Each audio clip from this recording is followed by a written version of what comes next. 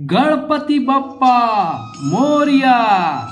नमस्कार मित्रों, मैं आपका astro friend astro divine light channel की आज की विशेष प्रस्तुति गणेश चतुर्थी को लेकर के आपके समक्ष हम आए हैं। मित्रों, आज हम गणेश चतुर्थी के महत्व के बारे में आपको बताने जा रहे हैं। जी हाँ मित्रों, गणेश चतुर्थी का ये जो विशेष पावन पर्व है भगवान गणेश जी को समर्पित है मित्रों।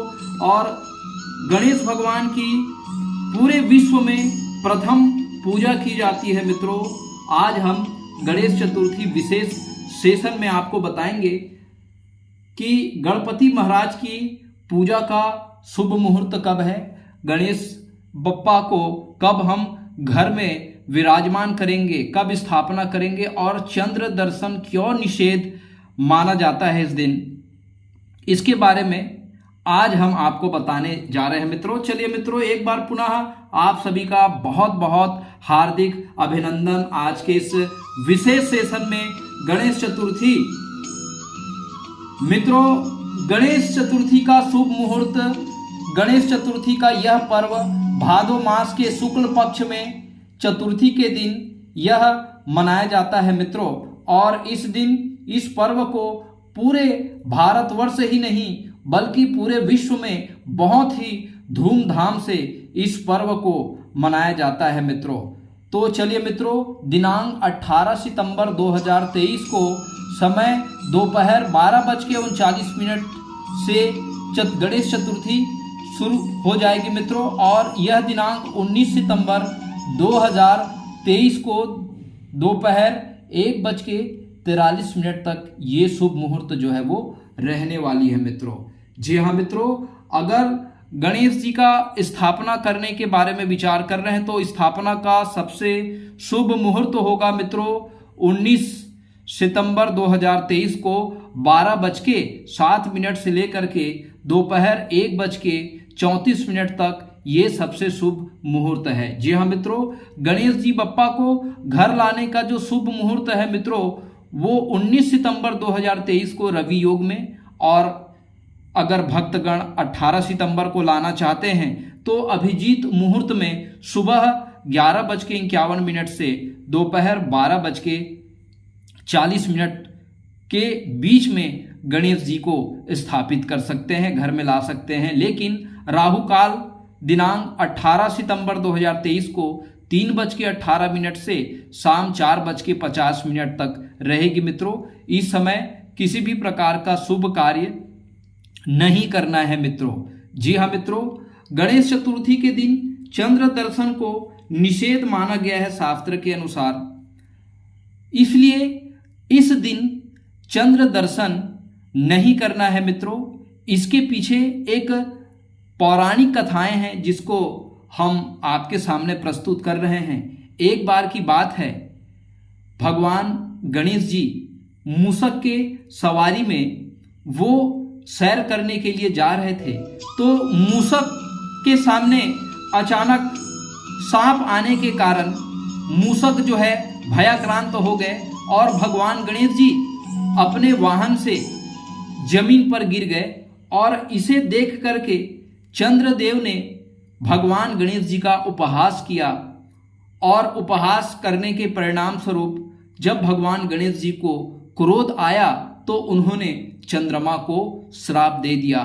तभी से चंद्रमा 15 दिन जो है वो अंधियारी पक्ष का होता है और 15 दिन जो है वो कृष्ण पक्ष का होता है। जी हाँ मित्रों, अभी अमावस्या के दिन चंद्रमा जो है वो पूर्ण रूप से अपने रश्मि जो है वो खो चुके हैं। अमावस्या के दिन पूर्ण रूप से अंधेरा रहता है। जी हाँ मित्रों, क्योंकि इस दिन चंद्रमा जो है वो सूर्य से क्या हो जाता है, अस्त हो जाता है। जी हाँ मित्रों, अगर हम गोचर कुंडली की अगर बात कर लेते हैं मित्रों तो चंद्रमा जो है वो सूर्य से अस्त होता है। यहाँ पर चंद्रमा को केतु ने ग्रहण भी लगा रखा है, इसलिए चंद्र ग्रहण को हमें नहीं देखना है।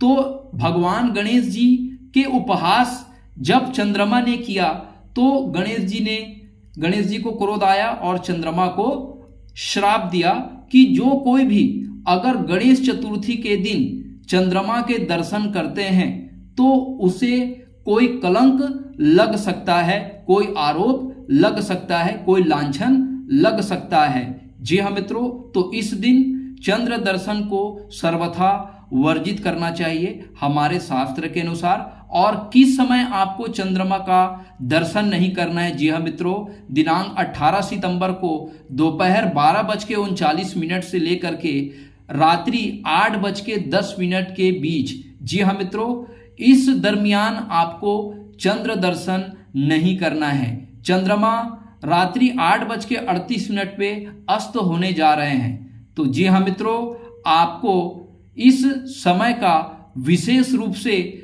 ध्यान रखना है मित्रों। इस तरह से हम गणेश चतुर्थी का पर्व मनाते हैं मित्रों। यहां पर हम एक और तथ्य को स्पष्ट करना चाहते हैं मित्रों। यहां पर चंद्रमा और केतु की युति है। जी हाँ मित्रों, और चंद्रमा हमारे बुद्धि का कारक होता है। केतु जो होता है मित्रों, उसे हम सर्जरी का विचार करते हैं। कहीं ना कहीं ये जो पौराणिक कथाएं हैं भगवान गणेश जी के ऊपर जो है, ये पूर्ण रूप से ये जो है आधारित है मित्रों। भगवान शिव जी ने गणेश जी का सर धड़ से अलग किया था। जी हाँ मित्रों, माता पार्वती को क्रोध आया और क्रोध से वो पूरे सृष्टि को भस्म करना चाहती थी। तो सारे देवताओं के निवेदन से भगवान शिव जी ने पुनः हाथी के सिर को गणेश जी के धड़ से जोड़ करके गणेश जी को उन्होंने प्रथम पूज्य होने का वरदान प्रदान किया। जी हाँ मित्रों, और इसी कारण से हम गणेश चतुर्थी मनाते हैं और प्रथम पूज्य भगवान श्री गणेश को, गणपति बप्पा को बड़े ही धूमधाम और हर्षोल्लास पर्व के साथ ये 10 दिन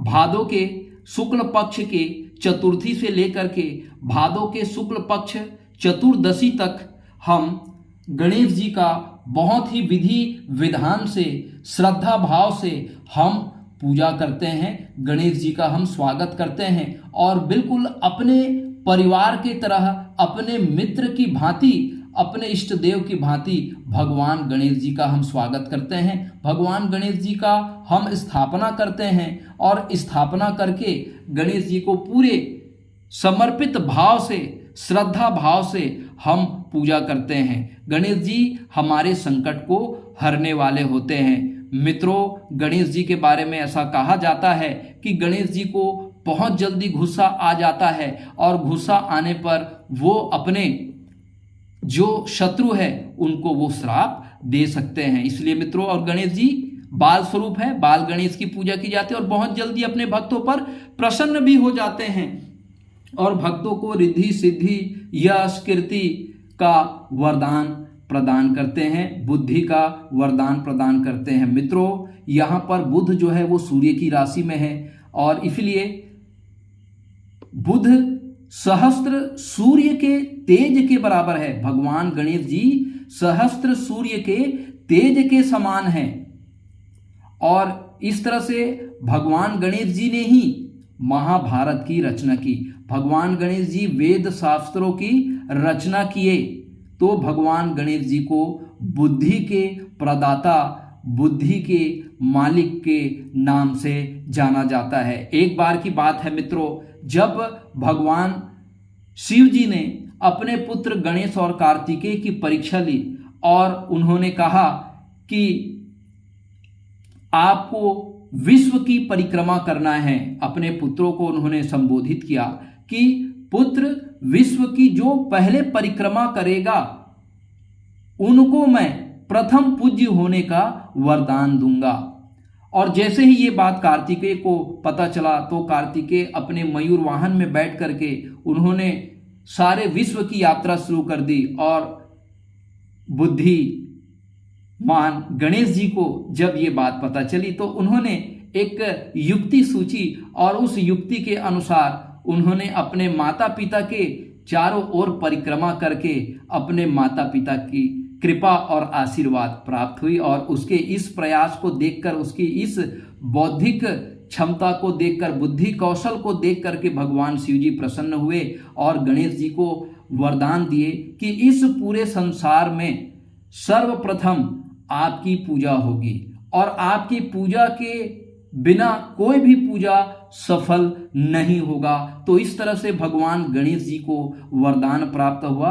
इसी कारण गणेश जी की पूजा सभी देवों में प्रथम रूप से की जाती है, ताकि हमारे कोई भी शुभ कार्य में विघ्न बाधा उत्पन्न ना हो और भगवान गणेश जी की कृपा, भगवान गणेश जी का आशीर्वाद हमारे ऊपर बनी रहे और गणेश की कृपा से हमारे सारे काज सिद्ध हो जाए।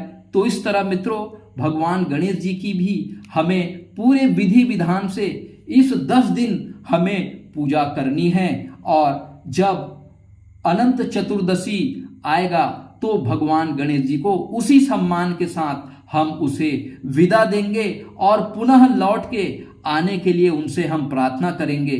तो इस तरह मित्रों, गणेश जी का पर्व निश्चित रूप से एक हर्षो उल्लास से मनाए जाने वाला एक विशेष पर्व है। ये सारी दुनिया में भगवान गणेश जी की पूजा की जाती है मित्रों। प्रथम पूजनीय गणेश जी अपने भक्तों पर सहज रूप से कृपा करने वाले हैं मित्रों। तो आप भी भगवान गणेश जी का स्थापना करिए, भगवान गणेश जी की समर्पित भाव से आप पूजा करिए मित्रों। निश्चित रूप से भगवान गणेश जी की कृपा आपके ऊपर एवं आपके पूरे परिवार के ऊपर होगी और आपके जीवन में अगर कोई गंभीर रोग है, त्वचा संबंधी रोग है, कोई गंभीर रोग है, कोई समस्या है, कोई कोर्ट कचहरी के मामले हैं, चाहे वो कोई राजनीतिक सफलता की बात हो, चाहे हमारे यश कीर्ति मान सम्मान लाभ की बात हो मित्रों, भगवान गणेश जी आशीर्वाद के रूप में, वरदान के रूप में हमें इन 10 दिनों में ये हमें प्रदान करेंगे। जी हाँ मित्रों, गणेश जी का पर्व ये 10 दिनों का मनाने के पीछे भी हमारा ये मोटिव है कि हमारे अंदर भी वो 10 मनोविकार होते हैं मित्रों और इन 10 दिनों में हम उन 10 मनोविकार काम क्रोध मद लोभ मोह अहंकार, उन 10 मनोविकार को हमें पूरी तरह से हमें तिलांजलि देना है मित्रों, उसे दूर करना है और उसे दूर करके भगवान गणेश जी की हमें आराधना करनी है, भक्ति करनी है, ताकि गणेश जी की कृपा हमारे ऊपर हो। गणेश जी हमें सद्बुद्धि दे, हमें बौद्धिक क्षमता प्रदान करे, हमें विवेक दे, हमें चतुराई प्रदान करे, हमारा कल्याण करे मित्रों। तो इसी तरह भगवान गणेश जी का आप पूरे विधि विधान से शुभ मुहूर्त को ध्यान में रखकर, चंद्र निषेध की जो समय अवधि है उसे भी ध्यान में रख करके आपको इस विशेष पर्व को मनाना है मित्रों। बड़े ही हर्षोल्लास और आनंद के साथ आपको और हम सबको मिल करके मनाना है मित्रों। आप सभी को गणेश चतुर्थी की और अनंत चतुर्दशी की बहुत बहुत शुभकामनाएं। भगवान गणेश जी की कृपा आपके ऊपर और आपके पूरे परिवार के ऊपर बनी रहे मित्रों। इसी शुभ और मंगल कामनाओं के साथ अब आपके एस्ट्रो फ्रेंड को इजाजत दीजिए मित्रों। नमस्कार, प्रणाम।